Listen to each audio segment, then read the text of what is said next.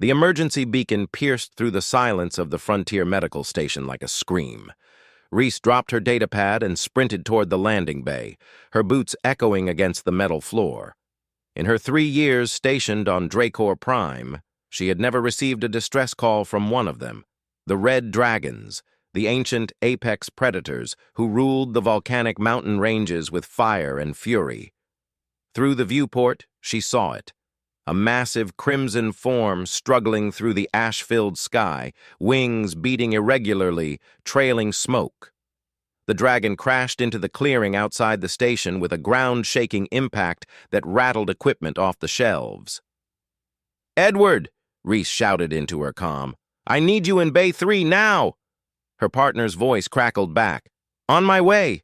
What are we dealing with?" "A red dragon, and she's dying." By the time Edward arrived with the emergency kit, Reese had already suited up in the heat-resistant gear and was approaching the fallen creature. The dragon was enormous, easily 50 meters from snout to tail, her scales dulled from their usual brilliant crimson to a sickly rust color. One wing lay twisted at an unnatural angle, and deep gashes crisscrossed her underbelly. But what stopped Reese in her tracks was the dragon's eyes. Ancient, golden, and filled with an intelligence that transcended species barriers. And in those eyes she saw something that shattered her heart. Desperation.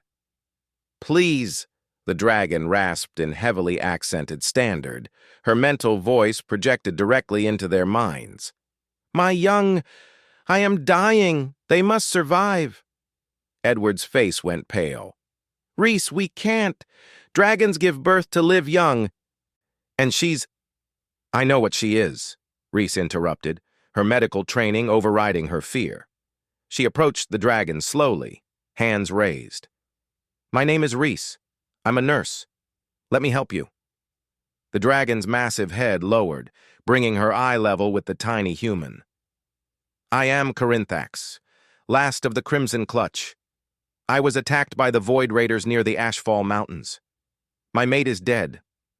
I am dying. But my children—" Her voice broke. "4 eggs, ready to hatch. They are inside me. If I die, they die." Reese exchanged a glance with Edward. They both knew the statistics. Humans and dragons had coexisted on Dracor Prime for decades, but always at a distance.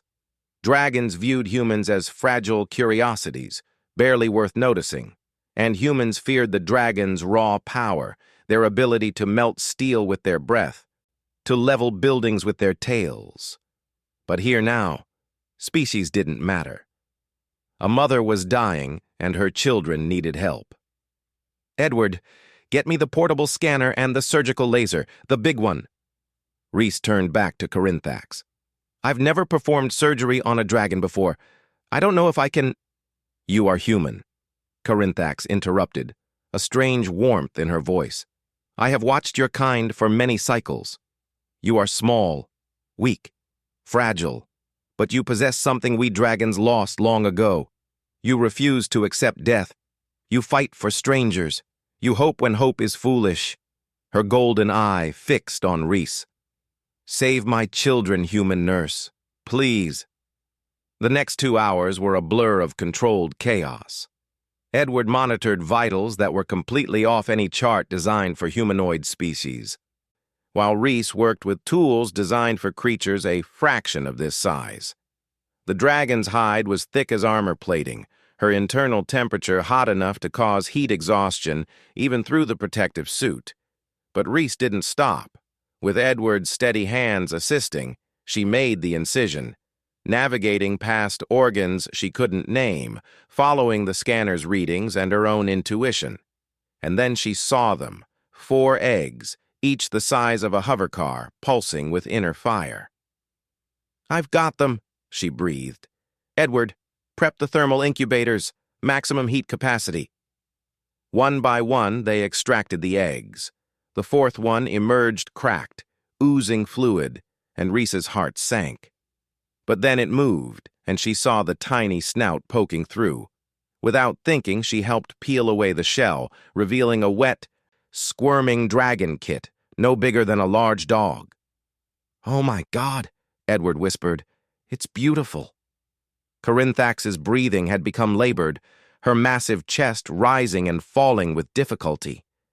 But when she saw her children, safe, secure in the human-made incubators, something like peace settled over her ancient features. "You did it," she whispered. "You saved them." Rhys knelt beside the dragon's head, tears streaming down her face. "I'm so sorry. If I had more time, better equipment—" "No." Corinthax's voice was firm despite its weakness. "You gave everything. You risked everything. For children not your own. For a species not your own."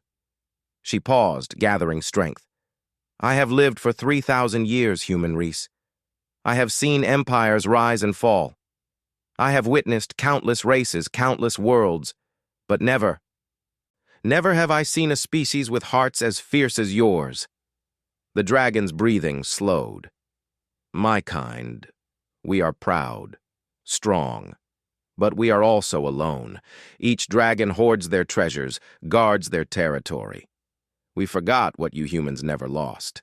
That true strength comes from standing together, from caring for those weaker than yourself." Corinthax's eye began to dim. "Take care of them. Teach them not just the old ways, but your way, the human way.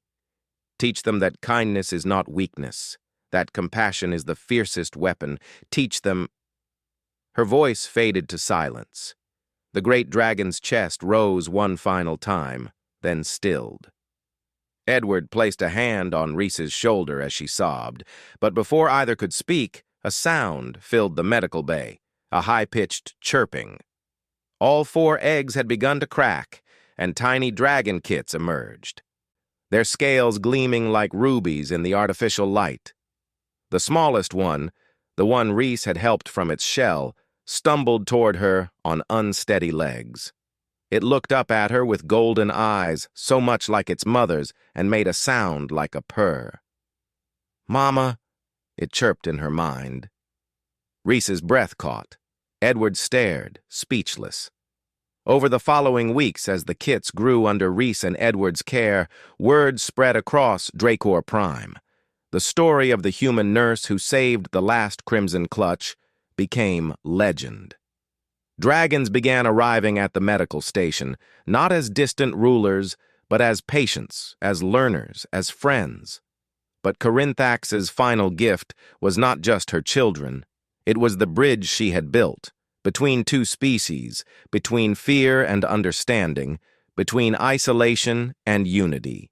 Years later, when those 4 dragon kits had grown into magnificent adults who served as ambassadors between dragons and humans, they would tell their own young about the small, fragile human with fierce determination in her eyes. The one who taught them that the greatest strength isn't measured in fire or fury, but in the willingness to help those in need. The one who proved that humanity's greatest power was their unbreakable heart.